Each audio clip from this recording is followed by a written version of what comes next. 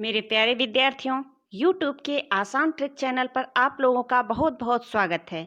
इसके पहले की वीडियो में हमने 11 क्वेश्चन तक बता दिया है। मैं यहाँ पर बात कर रही हूँ हिंदी साहित्य के इतिहास के एक पाठ जो कि भक्ति काल के नाम से प्रसिद्ध है। उस काल के विषय में मैं बात कर रही हूँ और उसमें भी मैं कृष्ण भक्ति काव्य का क्वेश्चन लेकर आई हूँ। मैं थोड़ा सा डीप में बता रही हूँ, आप लोग ऊबना नहीं, क्योंकि पीजीटी और टीजीटी में पूछा जाता है तो थोड़ा डीप में ही पूछते हैं। और आईएएस के जैसे एग्जामों में भी जब हिंदी आप लोग विषय चुने रहते हैं तो वहाँ पर डीप में पूछा जाता है। अतः आप लोग ध्यानपूर्वक सुनिए, समझिए और इस प्रकार सुनिए कि आप लोगों को याद हो जाए। बीच में आप लोग वीडियो बिल्कुल भी स्किप मत कीजिएगा, नहीं तो याद नहीं हो पाएगा।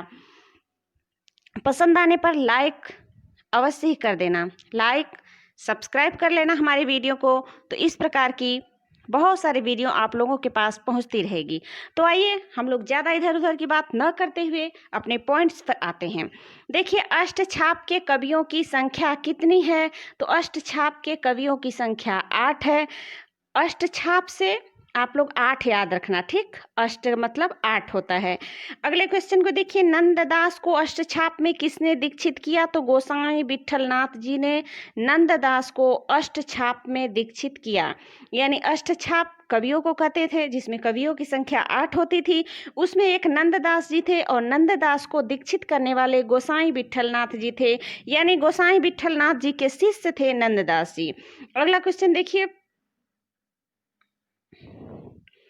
अष्टछाप के कवि किस मंदिर में सेवा करते थे? अष्टछाप के कवि किस मंदिर में सेवा करते थे? द्वारकाधीश मंदिर, बिहारी जी मंदिर, श्रीनाथ जी का मंदिर या फिर सभी में? तो श्रीनाथ जी के मंदिर में अष्टछाप के कवि कीर्तन वगैरह किया करते थे। अष्टछाप की स्थापना 1965 ईस्वी में हुई। देखिए, यहाँ पर मैं डीप में बता रही हूँ, लेकिन बहुत ज़्यादा एक ही क्वेश्चन को खींच नहीं रही हूँ, क्योंकि मैं जितना समझती हूँ कि जितना ज़रूरी है मैं उतना बता रही हूँ। यहाँ पर आप लोग एक बार पढ़ लोगे, आप लोगों को एक बार समझ लोगे, आप लोगों को याद हो जाएगा। जहाँ पर समझाने की ज़रूरत होगी वहाँ मैं अवश्य ही समझाऊंगी। अगला क्वेश्चन देखिए, सूरदास जी किसके शिष्य थे? सूरदास जी किसके शिष्य थे? तो सूरदास जी वल्लभाचार्य के शिष्य थे। देखिए, ये क्वेश्चन सामान्य सा क्वेश्चन है, लेकिन यह क्वेश्चन पूछा जा सकता है, इंपॉर्टेंट है।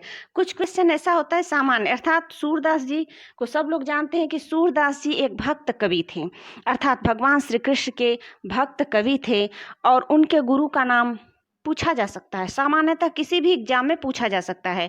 इसमें से बहुत सारे क्वेश्चन ऐसे हैं जो अन्य प्रतियोगी परीक्षाओं में भी पूछे जा सकते हैं, यानी पीजीटी, टीजीटी, आईएएस, पीसीएस के अलावा अन्य जो छोटे मोटे एग्जाम होते हैं प्रतियोगी परीक्षा, उसमें भी पूछे जा सकते हैं। कुछ क्वेश्चन ऐसे हैं, कुछ क्वेश्चन डीप में भी है। अतः आप लोग सारे क्वेश्चन को ध्यानपूर्वक समझते हुए चलिए। सूरदास जी वल्लभाचार्य जी के शिष्य थे। गोसाई विठलनाथ जी ने पुष्टि मार्ग को, जहाँ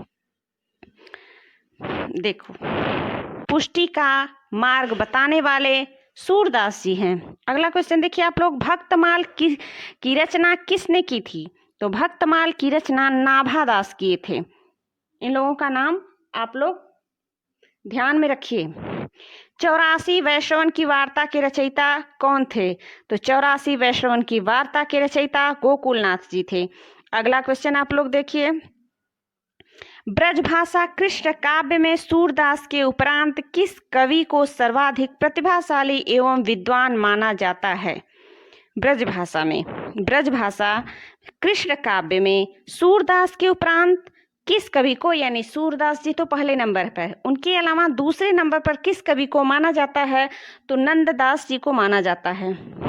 सूरदास जी के बाद नंददास जी का नंबर आता है भक्त कवियों में, और भी कृष्ण काव्य में और ब्रज भाषा में। यानी जो काव्य की रचना, जैसे रामायण, जो रामचरितमानस है उसकी रचना अवधी भाषा में हुई है, और जो रामायण वाल्मीकि रामायण है उसकी रचना संस्कृत में हुई है, वैसे ही सूरदास जी जो थे ब्रज भाषा में अपनी रचना लेखन किया करते थे। तो सूरदास जी के अलावा नंददास जी को सर्वाधिक प्रतिभा और विद्वान माना गया, लेकिन सूरदास जी के बाद। अगला क्वेश्चन देखिए, अनेकार्थ मंजरी के रचयिता कौन थे? तो अनेकार्थ मंजरी के रचयिता नंददास जी थे। यानी सूरदास जी के बाद प्रसिद्धि नंददास जी को मिली है। अगला क्वेश्चन देखिए, रास पंचाध्यायी के रचयिता कवि कौन थे? रास पंचाध्यायी के रचयिता नंददास जी थे। देखिए, नंददास जी से संबंधित एक ही साथ यानी क्रम से 2-3 क्वेश्चन आए हैं। इनको आप लोग ध्यान से समझेंगे तो याद हो जाएगा। अगला क्वेश्चन देखिए, युगल शतक के रचनाकार का नाम बताइए। तो युगल शतक के रचनाकार का नाम हरिदास नहीं, श्रीभट्ट। ओके, तो आज तक के लिए बस इतना ही। Okay bye. अगली वीडियो शीघ्र ही आएगी इससे अगले वाले क्वेश्चन यानी क्वेश्चन नंबर 24 से। ओके।